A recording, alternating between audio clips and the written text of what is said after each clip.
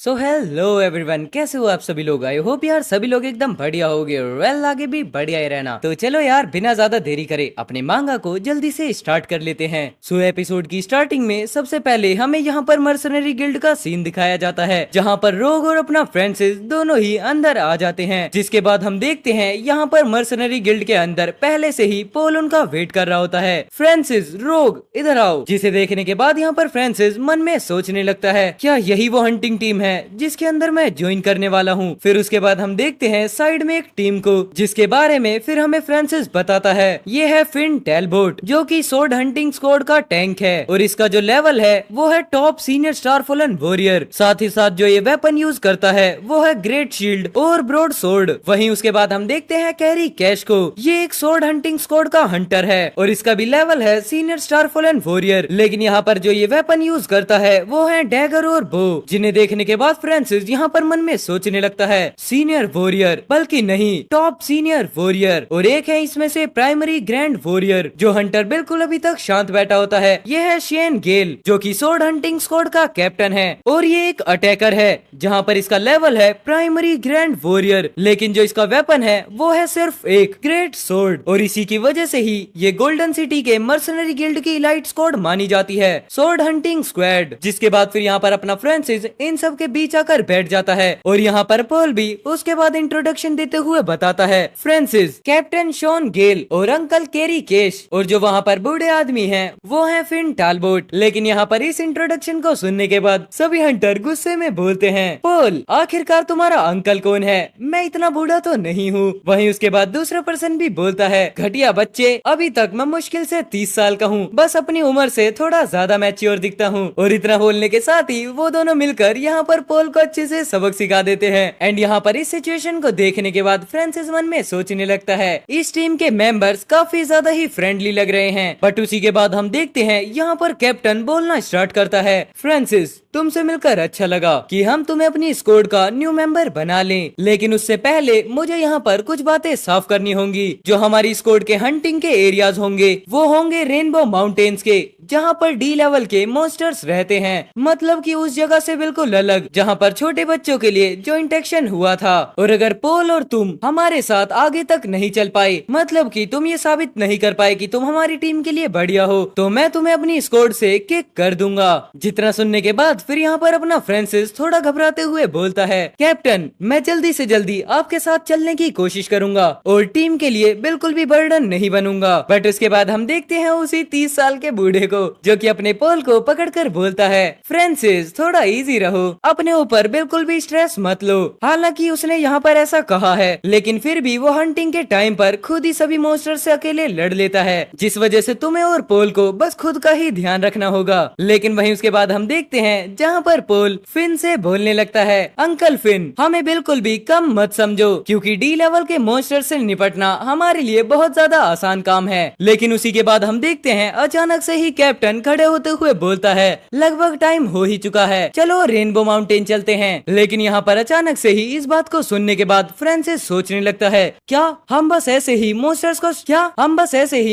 को हंट करने के लिए जा रहे हैं।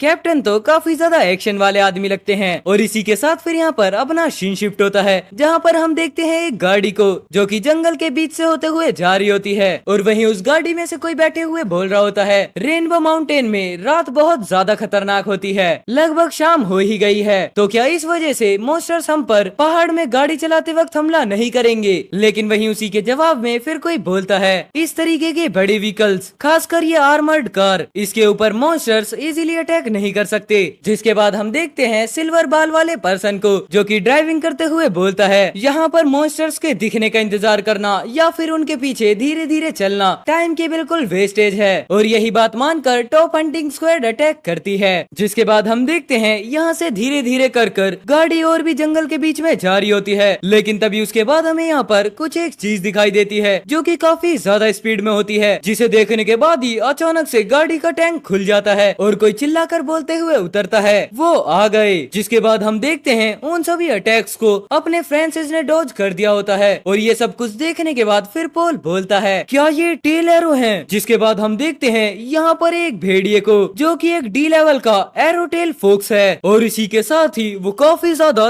तेजी से चिल्लाता है, जिसे देखने के बाद यहाँ पर फिर कैप्टन बताता है, पोल, फ्रांसिस, अभी के अभी व्हीकल से बाहर निकलो, क्योंकि ये तुम्हारी फर्स्ट बैटल है, मतलब कि हमारी हंटिंग स्क्वाड के न्यू मेंबर्स की। और ये जो एरोटेल फॉक्स है वो डी लेवल के मॉन्स्टर्स में काफी ज्यादा वीक होती है, जिसकी वजह से अगर तुम इसे मार सकते हो तो तुम लोग क्वालिफाइड हो जाओगे और उसके बाद तुम हमारी स्क्वाड के मेंबर भी बन जाओगे। एंड यहाँ पर ये सब कुछ सुनने के बाद अपना फ्रांसिस और पॉल बोलता है, अपने फ्रांसिस और पॉल बोलते हैं, ये क्या है, एक एंट्रेंस टेस्ट। और वहीं उसके बाद गाड़ी में बैठा हुआ फिल भी बोलता है, डी लेवल के मॉन्स्टर को फेस करना ये तुम्हारे लिए एक टेस्ट है कैप्टन, क्या हम उनके साथ थोड़ी सी ज्यादा स्ट्रिक्टनेस नहीं कर रहे। जिसका साथ देते हुए यहाँ पर सिल्वर पर्सन भी बोलता है, फिन सही कह रहा है कैप्टन, आप सच में ये नहीं चाहते कि वो हमें ज्वाइन करें, है ना। जिसके बाद हम देखते हैं यहाँ पर कैप्टन मन में सोच रहा होता है, आखिरकार बस वो एक इंटरमीडिएट वॉरियर्स हैं, भले ही वो यहाँ पर टैलेंटेड हो, लेकिन फिर भी ये बताना काफी ज्यादा मुश्किल है कि आखिरकार वो कितने ज्यादा पावरफुल हैं। और ये एरोटेल फोक्स ये डी लेवल के मॉन्स्टर्स में काफी ज्यादा वीक है, जिसकी वजह से उन्हें निपटने में इससे ज्यादा मुश्किल तो नहीं होनी चाहिए। और वैसे भी मिस्टर लुइस तो ये चाहते हैं कि मैं पोल को ट्रेन करूं, जिसमें कोई भी दिक्कत वाली बात नहीं है, लेकिन हम यहाँ पर काफी ज्यादा ही पावरफुल मॉन्स्टर्स को हंट करते हैं, जिसकी वजह से हम एक हंटर हैं, ना कि एक बेबी सिटर। और उसी के साथ हम देखते हैं टेल फोक्स को, जो कि काफी ज्यादा से चिल्लाना स्टार्ट कर देती है। और उसी के बाद वो अचानक से अपनी टेल से काफी ज्यादा एरोज फ्रांसिस और पोल की तरफ फेंक देती है, जिसकी वजह से इन अटैक्स को देखने के बाद पोल बोलने लगता है, डैम इट, वो लोग हमें काफी ज्यादा नीचा देख रहे हैं। फ्रांसिस, तुम्हें यहाँ पर लड़ने की जरूरत नहीं है, मैं इस छोटी सी फोक्स से खुद ही डील कर सकता हूँ। जिसका साथ देते हुए यहाँ पर फ्रांसिस बोलता है, ठीक है, मैं तुम्हें साइड से सपोर्ट करता हूँ। जिसके बाद हम देखते हैं यहाँ पर अपना पोल उस अटैक को अपनी शील्ड से ब्लॉक करने लगता है, जिसकी वजह से वो अचानक से ही डिवाइन स्ट्रेंथ का यूज करता है और उसकी वजह से उसके चारों तरफ एक काफी ज्यादा पावरफुल ऑरा बन जाता है, जो कि उसके लिए शील्ड का काम कर रहा होता है। जिसके बाद हम देखते हैं अचानक से पोल काफी ज्यादा पावरफुल जंप लगाता है डायरेक्ट ऊपर बैठी हुई फोक्स की तरफ। और यहाँ पर इस अटैक को देखने के बाद फोक्स भी एकदम रेडी हो जाती है, लेकिन वहीं साइड में खड़ा हुआ फ्रांसिस मन में सोच रहा होता है, भले ही एरोटेल फोक्स एक डी लेवल का मॉन्स्टर हो, लेकिन फिर भी उसके जो एरोज हैं वो काफी ज्यादा तेज हैं और कंटिन्यू भी, जिसकी वजह से उन्हें डॉज करना थोड़ा सा मुश्किल है। पोल यहाँ पर सही टेक्निक का तो यूज कर रहा है, लेकिन फिर भी वो अपनी स्ट्रेंथ का यूज बस उसके तीरों से बचने के लिए कर रहा है, लेकिन वो यहाँ पर जीत सकता है अगर वो टेल फॉक्स के काफी ज्यादा क्लोज चले जाए। वहीं हम देखते हैं अपने पोल को, जो कि डायरेक्ट टेल फॉक्स पर एक अटैक कर देता है, जिसकी वजह से जो टेल फॉक्स है वो काफी ज्यादा दूर जाकर गिरती है। और यहाँ पर इस अटैक को देखने के बाद फ्रांसिस मन में बोलने लगता है, इसकी स्ट्रेंथ सीनियर वॉर लेवल के बिल्कुल सेम है और साथ ही साथ पोल की डिवाइन स्ट्रेंथ काफी ज्यादा ही इंसेन है। एंड वहीं उसके बाद हम देखते हैं जहाँ पर अपना पोल लगातार उस फॉक्स पर अटैक करे जा रहा होता है, जिसके बाद फिर वो चिल्लाते हुए फॉक्स से भी बोलता है, तुम यहाँ से बचकर नहीं भाग सकते। एंड उसके थोड़ी देर बाद का सीन हम देखते हैं जहाँ पर अपने पोल ने फॉक्स को गिरा दिया होता है और वहीं उसके बाद वो साइड में खड़े होते हुए बोलता है, यो फ्रांसिस, आखिरकार तुम्हें ये कैसा लगा, तुम्हें मेरी स्ट्रेंथ के बारे में क्या लगता है। और वैसे भी उन बास्टर्ड ने अगर मुझे वहाँ पर चोट नहीं पहुँचाई होती तो मैं जॉइंट एक्शन में बिल्कुल भी घायल नहीं हुआ होता। जिसके बाद हम देखते हैं अपने फ्रांसिस को, जो कि पोल की तारीफ करते हुए बोलता है, तुम तो लगभग मुझसे भी ज्यादा ताकतवर हो। लेकिन वहीं उसके बाद पोल हंसते हुए बोलता है,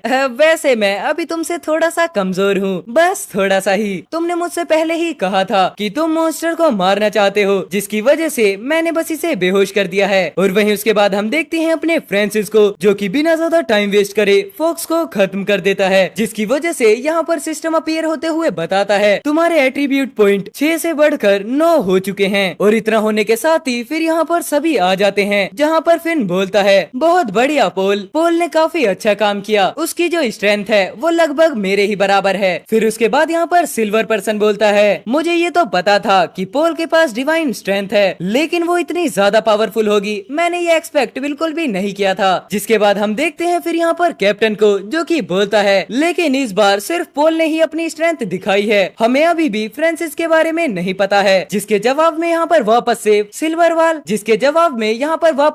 पर्सन बोलता है, चिंता मत करो कैप्टन, मैं पोल को बहुत अच्छे से जानता हूँ, वो हमेशा से ही काफी ज्यादा घमंडी लड़का रहा है, लेकिन देखो फिर भी वो फ्रांसिस की कितनी ज्यादा इज्जत करता है, जिसका मतलब साफ है कि फ्रांसिस उससे ज्यादा स्ट्रॉन्गर है। जिसके बाद फिर यहाँ पर लास्ट में कोई बोलता है, क्या पता, कौन जाने फ्रांसिस हम सबको चौंका ही दे। और एंड फेल इसी के साथ साथ यहाँ पर ये वाला एपिसोड खत्म होता है। अब बढ़ते हैं नेक्स्ट वाले एपिसोड की तरफ को। सो नेक्स्ट एपिसोड की स्टार्टिंग में हम यहाँ पर देखते हैं टेल फोक्स को, जिसके पास फ्रांसिस खड़ा होता है, लेकिन तभी वो पीछे घूमते हुए बताता है यहाँ पर कुछ तो गड़बड़ है, पीछे की तरफ कुछ है। जिसके बाद हम देखते हैं अचानक से ही पीछे से दो मॉन्स्टर्स आ जाते हैं और उनके सामने खड़े होते हैं अपने फ्रांसिस और पोल, और हमें बताया जाता है ये डी लेवल के आयरन चैमिलोन मॉन्स्टर हैं। और यहाँ पर इन्हें देखने के बाद सिल्वर बाल वाला पर्सन बोलता है आयरन स्किन चैमिलियन, सच में हमारे आसपास इतना ज्यादा खतरनाक मॉन्स्टर मंडरा रहा था। जिसके बाद फिर यहाँ पर फिन बोलता है ये काफी ज्यादा बुरा हुआ, उन दोनों छोटे बच्चों को जल्दी से सेव करो। जिसके बाद हम देखते हैं यहाँ पर अचानक से ही कैप्टन आ जाता है, लेकिन वो अचानक से ही कुछ देखकर काफी ज्यादा शॉक हो जाता है। और हम यहाँ पर देखते हैं अपने फ्रांसिस को, जो कि उन मॉन्स्टर पर अटैक करने के लिए आगे बढ़ चुका होता है, और साथ ही साथ उसकी स्वॉर्ड भी काफी ज्यादा शेक होना स्टार्ट होती है। डी लेवल के आयरन स्किन गिरगिट का वीक पॉइंट होता है उसकी आंखें, जितना बोलने के साथ अपना फ्रांसिस डायरेक्ट उसकी आंख पर अटैक कर देता है। हालांकि इस मॉन्स्टर की स्पीड काफी ज्यादा तेज है, जिसकी वजह से ये अपने आसपास के माहौल के हिसाब से खुद का रंग जल्दी से बदल सकता है। अगर हम इसे यहीं पर नहीं मारते हैं तो ये बाद में काफी ज्यादा मुसीबत खड़ी कर सकता है। और यहाँ पर इतना बताने के साथ अपना फ्रांसिस शैडो स्वॉर्ड स्किल को एक्टिवेट करता है, और उसी के साथ वो यहाँ पर डबल स्लैशेस का यूज भी कर देता है, जिसकी वजह से उन मॉन्स्टर्स पर एक काफी ज्यादा क्रिटिकल हिट पड़ता है और वो मॉन्स्टर एक ही बार में नीचे गिर जाते हैं। जिसके बाद फिर यहाँ पर सिस्टम में नोटिफिकेशन शो होता है तुम्हें टोटल 6 एट्रीब्यूट पॉइंट मिले हैं, क्योंकि तुमने डी लेवल के मॉन्स्टर को काफी इजीली मार दिया है। और यहाँ पर ये सब कुछ सुनने के बाद फ्रांसिस काफी ज्यादा खुश होते हुए सोचता है जब मैंने रॉय लियोनार्ड को मारा था तब मुझे इतना फर्क महसूस नहीं हुआ था, लेकिन अब मुझे लगता है कि मैं जॉइंट एक्शन से काफी ज्यादा ताकतवर हो चुका हूँ। जिसके बाद फिर यहाँ पर पोल भागते हुए बोलता है फ्रांसिस तुम तो कमाल के आदमी हो, क्योंकि तुमने पलक झपकते ही उन दो आयरन स्किन गिरगिट को मार डाला, और यहाँ पर उन्हें हैंडल करना काफी ज्यादा मुश्किल होता है डी लेवल मॉन्स्टर के अकॉर्डिंग। लेकिन वहीं उसके बाद हम देखते हैं गिल्ड मेंबर्स को, जो कि काफी ज्यादा शौक होते हुए बोल रहे होते हैं उसने दो आयरन स्किन गिरगिट को पलक झपकते ही मार डाला, क्या सच में वो एक इंटरमीडिएट वॉरियर है। जिसके बाद फिर यहाँ पर सिल्वर पर्सन बोलता है देखो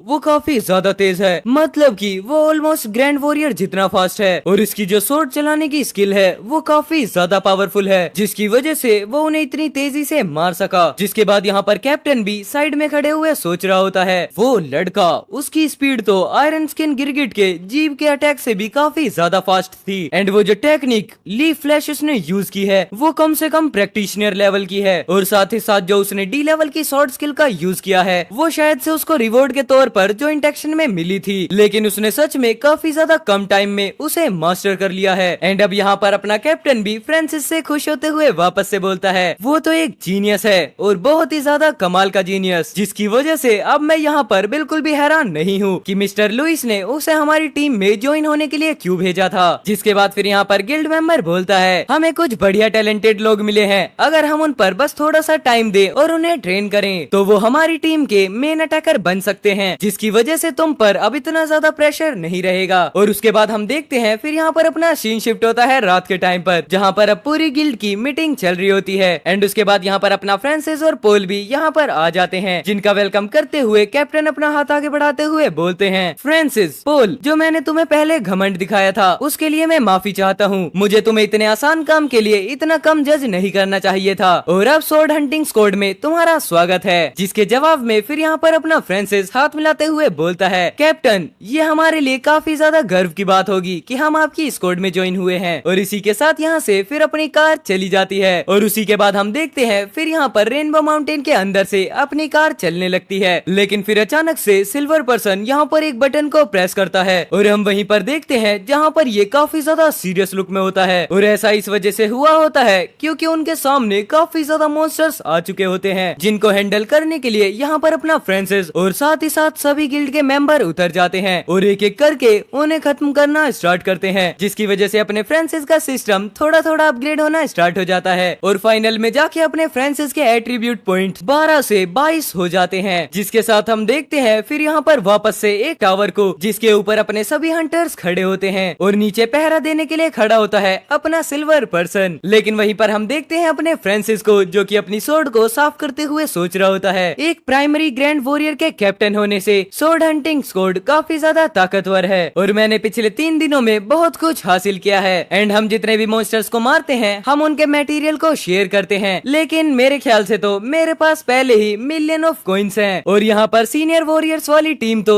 जैसे कि पैसे छापने की मशीन ही हो। हाँ, लेकिन यहाँ पर सबसे ज्यादा हैरानी वाली बात ये है कि मैंने अपने एट्रीब्यूट्स के नंबर्स को पिछले 3 दिन में 100 पॉइंट से इंक्रीज कर दिया है। जिसके बाद हम देखते हैं अपने फ्रांसिस के सिस्टम स्क्रीन को, वहाँ पर अपने फ्रांसिस के एट्रीब्यूट पॉइंट लगभग 40 हो चुके होते हैं। साथ ही साथ उसकी स्पिरिट एंड स्ट्रेंथ भी काफी ज्यादा बढ़ चुकी होती है, जिन्हें देखने के बाद फिर यहाँ पर अपना फ्रांसिस बताता है मुझे अभी सीनियर वॉरियर के लेवल पर नहीं जाना चाहिए, वरना जो डी लेवल के मॉन्स्टर्स को मारने पर मुझे रिवॉर्ड मिलता है वो मैं नहीं ले पाऊंगा, जिसकी वजह से मुझे अभी यहाँ पर थोड़ा शांत रहना होगा। और अगर मैं यहाँ पर अपने लेवल को तेजी से बढ़ाता रहूंगा तो मैं सबकी नजरों में भी आ सकता हूँ। लेकिन वहीं उसके बाद हम देखते हैं फिर यहाँ पर अपना कैप्टन फ्रांसिस से बोलता है, फ्रांसिस जब तक मौका है तुम आराम कर लो, क्योंकि अगर हमारा सामना डी लेवल के मॉन्स्टर्स के झुंड से या फिर एक प्राइमरी ग्रैंड मॉन्स्टर से हुआ तो शायद से हम कुछ देर तक और नहीं सो पाएंगे। जितना सुनने के बाद फिर यहाँ पर फ्रांसिस थोड़ा सा घबराते हुए बोलता है, क्या group of D level monsters या फिर प्राइमरी ग्रैंड मॉन्स्टर। और वहीं उसके बाद हम देखते हैं यहाँ पर एक चार्ट को, जिसमें सबसे पीक पर होता है ब्लैक एरिया जो कि बिल्कुल रिस्ट्रिक्टेड है और वहाँ पर एंट्री मना है। जिसके बाद फिर हम देखते हैं एक रेड एरिया को जो कि काफी ज्यादा डेंजरस है और साथ ही साथ वहाँ पर सिर्फ प्राइमरी ग्रैंड वॉरियर्स या फिर ग्रैंड वॉरियर्स की टीम को ही जाने की परमिशन है। और उसके बाद होता है येलो एरिया जो कि थोड़ा सा ही डेंजरस होता है, लेकिन वहाँ पर भी सिर्फ सीनियर वॉरियर को जाने की परमिशन है और अपने कैप्टन और फ्रांसिस यहीं पर होते हैं। और फाइनल एंड लास्ट होता है आउटर एरिया, जहाँ पर अपने फ्रांसिस का जॉइंट एक्शन का टेस्ट हुआ था, जहाँ पर सिर्फ इंटरमीडिएट्स और जूनियर वॉरियर्स ही जा सकते हैं। जिसके बाद फिर यहाँ पर वापस से अपना कैप्टन बोलता है, हम यहाँ पर रेड एरिया और येलो एरिया के बिल्कुल सेंटर में हैं, जिसकी वजह से हमें कभी भी डी लेवल के मॉन्स्टर्स का झुंड देखने के लिए मिल सकता है। और यहाँ तक कि यहाँ पर तो प्राइमरी ग्रैंड मॉन्स्टर्स भी होते हैं, लेकिन यहाँ पर ये कहना बिल्कुल भी गलत नहीं होगा कि हमारा जो मेन टारगेट है वो प्राइमरी ग्रैंड मॉन्स्टर है, क्योंकि इस तरीके का मॉन्स्टर काफी ज्यादा वैल्यूएबल होता है, जिसकी वजह से जो इसका मटेरियल है वो कम से कम 100 मिलियन कॉइन्स का तो होना ही चाहिए। जितना सुनने के बाद फिर यहाँ पर अपना लालची फ्रांसिस खुश होते हुए बोलता है, क्या कम से कम 100 मिलियन कॉइन्स, इसका मतलब हम तो एक रात में माला माल हो सकते हैं, वो भी सिर्फ एक प्राइमरी ग्रैंड मॉन्स्टर को मारकर। जिसके बाद फिर यहाँ पर दूर खड़ा हुआ फिन हंसते हुए बोलता है, तुम तो सच में काफी ज्यादा लालची बच्चे हो।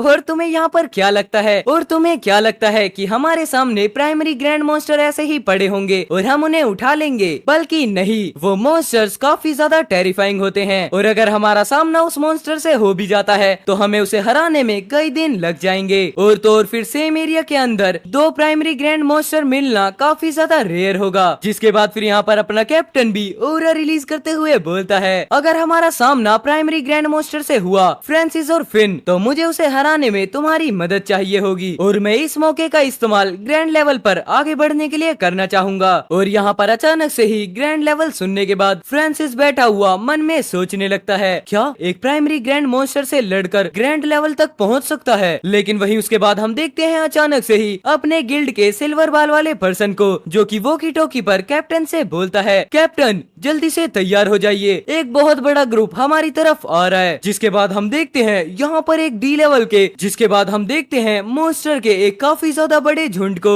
जो कि बहुत ज्यादा तेजी से अपने गिल्ड मेंबर की तरफ आगे बढ़ रहा होता है। ये हैं डी लेवल के रेजिंग मैस्टिफ। और यहाँ पर उन्हें देखने के बाद अपना कैप्टन बोलता है, ओ रेजिंग मैस्टिफ का एक झुंड, और वैसे भी वो कैरी हमेशा से हमारे लिए काफी ज्यादा मुसीबत लाता है। और इतना बोलने के साथ फिर यहाँ पर कैप्टन सबको ऑर्डर देता है, सभी लोग जल्दी से तैयार हो जाओ। और एंड वेल इसी के साथ यहाँ पर ये वाला एपिसोड खत्म होता है। आई होप आपको एपिसोड काफी ज्यादा बढ़िया लगा होगा। अगर बढ़िया लगा है तो प्लीज वीडियो को लाइक कर देना, चैनल पर नए हो तो चैनल को सब्सक्राइब कर देना। मैं मिलता हूँ आपसे कल एक और न्यू एपिसोड के साथ, तब तक के लिए take care, good bye and जय श्री राम सभी भाइयों को।